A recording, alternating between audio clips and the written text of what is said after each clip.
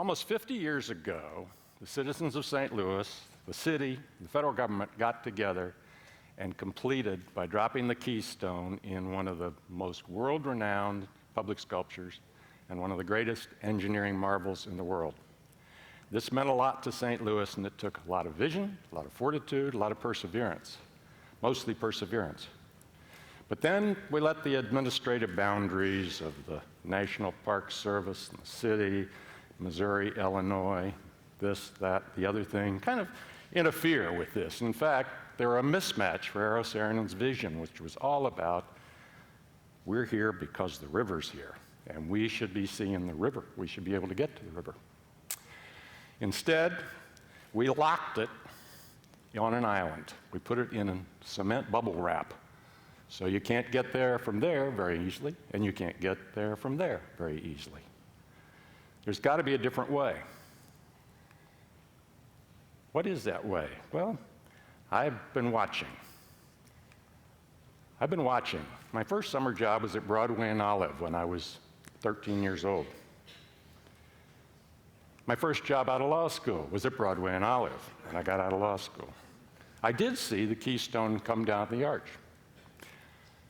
I'm still sitting at Broadway and Olive at Bryan Cave. Well, I enjoy it. I think it's worth watching, but I watch it and I don't think the community is really participating. And my partner, Jack Danforth, who I sit next to, started to agitate and say, let's do something. And he moved the ball quite a way, but then he said, I've got other priorities, other things to do, and he put the files in my office. And I said, well, I was giving you attaboys. Well, I'm not in this game. I was giving you attaboys. You're a senator, do something. And he said, it's not a spectator sport, you're in. So I said, well, we've got to connect with the community. And this was kind of easy, and Senator McCaskill was a great friend of the project's. She got Secretary Salazar to come out, Secretary of the Interior. Secretary of the Interior is in charge of the Park Service. This will get something done. We'll get some voices out there. But I skipped. And so I thought, what am I going to do to make this heavy for Secretary Salazar? What am I going to say to him that really is going to make it important? And I said, the obvious. There are only 2 national monuments in the United States that say this is the United States. These are the ideals we're built on. One, they were both born on October 28th, by the way. One is the Statue of Liberty. Freedom from oppression. Freedom from lack of opportunity. It faces away from the United States. It doesn't look at the United States, but it welcomes people to the United States. The second is our arch. It stands for the ideal of freedom to. Freedom to seek the unknown, opportunity, innovation, all those things. Not just about the small story of westward migration, a huge story, but really that was more about Americans pioneering, discovering, taking the voyage of discovery, Lewis and Clark, all those stories.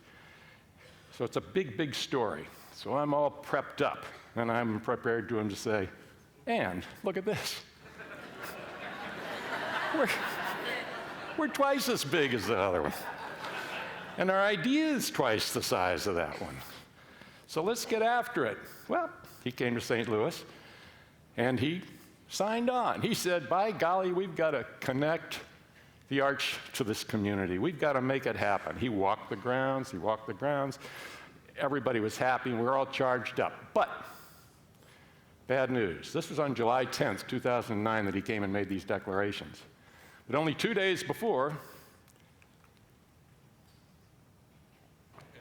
the one best reason to buy the Post-Dispatch today, Bill McClellan, said, we're the only city in the world that made a memorial to those who left town.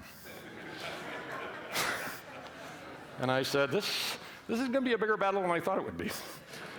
And so I said, well, but Bill's got some points there. For example, here's the way to the arch. It tells you how to get to Illinois, tells you how to get to Tulsa, tells you how to get to Memphis. And here's the exit from the parking garage, the beautiful historic Eads Bridge. How do you get to an interstate?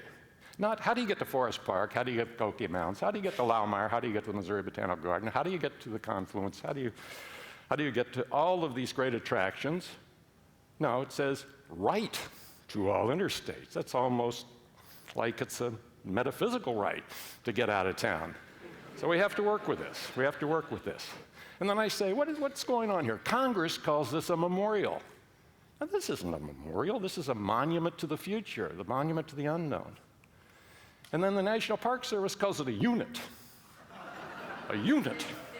91-acre urban park, our heart and soul, what we stand for, how we represent ourselves to the world.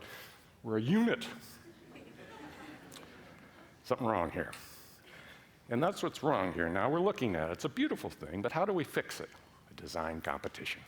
Eero Saarinen had a design competition. We'll get a design, we'll give it to the Park Service, and it'll all get done. So we have a design competition. It was a wonderful design competition. Some people in this room competed for it. People from all over the world competed for it. And Michael Van Valkenburg's firm, a firm based in Brooklyn with a great team beyond it, was the winner. And they've designed this magical new design, which is happening as we speak. So we handed the design to the Park Service, and they said, oh, that's a good idea. You organize it. In fact, just like the design competition, why don't you pay for it? We're broke, you know, we use that every place. So he said, oh, okay, this is easy. We've got a city, an arch, and a river. Whoops. Talk about a tour of the unknown. Lewis and Clark knew more about where they were going than I did. Here they are, folks. These are the approving authorities. Every one of them has to sign a contract. Okay, but we got the spirit now, everybody's going. And actually, in truth, these agencies truly signed on. They understood it, they understood what we were about, they understood where we were going. It boiled down to leader agencies, and people should not say, woe is me about St. Louis. The way we could pull this off is that MoDOT had just done 4064 on time, under budget. People started to believe MoDOT could produce. The city, why would it take a stake in this? City Garden. The mayor was convinced that design would prevail versus simple investment or parking lots and all. So these 2 city square blocks, through the leadership of the Gateway Foundation, were turned into the marvelous City Garden, which unites and brings the way people are supposed to come together in public parks. Forest Park, that's the other learning curve. The public-private partnership, the before and afters here are sensational. And another piece, a huge piece, Great Rivers Greenway, and Metro East Parks. At that time, our ambition, we still have the ambition, we just don't have the time to get the national park to the east side of the river.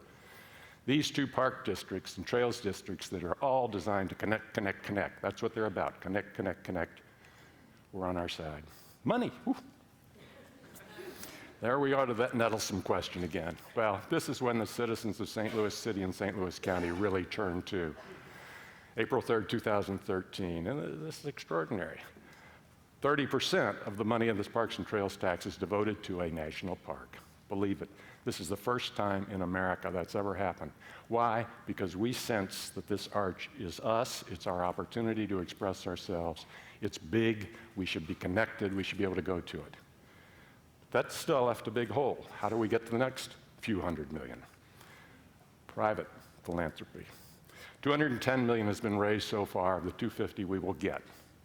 And this is coming from all those, woe is me, we don't have any corporate headquarters. Actually, we have as many in the Fortune 500 in 2014 as we had in 1965 when the arch was built. Only 3 of them carried over. There is a replacement going on. They're not just leaving. That doesn't even include Enterprise, which is not a public company, so it's not ranked. Believe it, the corporate community invests in St. Louis and reinvested for another generation. And a lot of individuals, several of whom I've seen in this room today, and you're all welcome, have contributed as well. It's going on, it's being built, the park over the highway is complete. The riverfront will be, the park over the highway was finished by MoDOT in December. Landscaping will begin soon. The riverfront is progressing grandly. It's going to be a big surprise.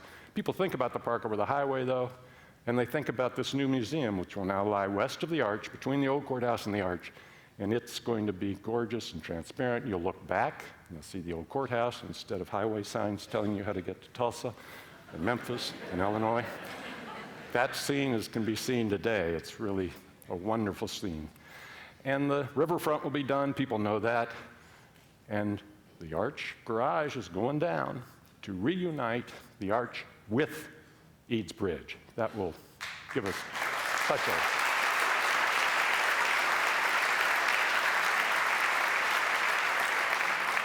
Thank you. Remember that. Tell the National Park Service to cheer every day, because this was the biggest battle of all. But what we have now inside the museum, and this is kind of something that isn't as exposed as much as it should be, is this visitor center, closed on Tuesday, forever, to be redone, a ticket booth. You come through the experience of seeing about the pioneers, you see about searching the unknown, you get all geared up, and you exit, get a ticket booth and get charged $10. Not what we should have. We should talk about dreams, and the dreams will be at the end of it now. 100 feet long, 62 screens, 128 million pixels, a lot of pixels. Refreshing daily, and while you're there, with different stories of conceiving of the arch, building the arch, the work on the arch, the non-OSHA work, when people used to be able to just go up and smoke a cigar on the top, have lunch, and then finishing with this sense of the future. That you're supposed to go through this museum and come out with an idea, not just with a chronology of the United States, A, B, C, D, E, F, G. You're supposed to come out with an idea that you can think, you can dream. You'll see there, we're having an identity to this keystone. Directly under the keystone will be the keystone on the floor for those with mobility limitations, claustrophobia, or fear, who won't go up the arch tram. They can replicate the experience on the ground with the sights coming through the windows. So universal design is fundamental to everything that's going on there. It's a great story.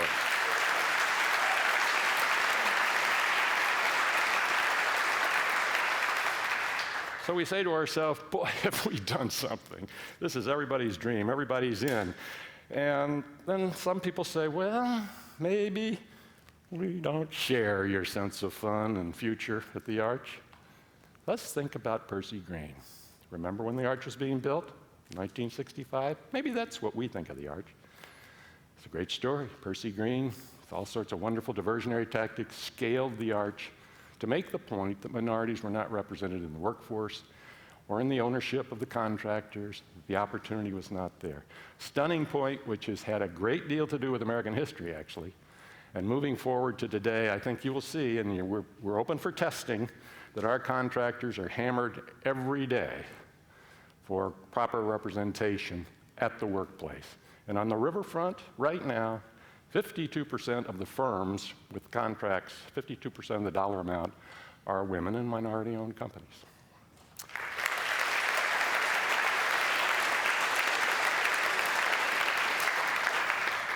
Bigger question. Ferguson. Let's not pretend it's not there. It's easy to do it if we think of Ferguson as a CNN episode. It's easy to do if we think of St. Louis as a spectator sport. And mumble something about, yeah, we got to fix that. We do have to fix that. But let's use the arch not as the New Yorker did, but as what a arch stands for. Go back to 1500 now. Leonardo da Vinci. I don't want to get too far out on the limb here at a TEDx, but this is true. Those two legs of the arch are very weak until they lean up against each other, and they get very strong. And that takes more than yelling at each other. It takes more than buying a gun. It takes more than this, more than that. It takes criticism has to be welcome, but it takes a lot of conversation. And that's what art is about. It convenes conversation, and we have an arch that is all about art. So, use this art piece as a center of our conversation to elevate our thinking to a dream. And going to a more current commentator than Da Vinci, let's do what's right, not what's easy. Everybody get involved. No spectators in Ferguson. Thank you.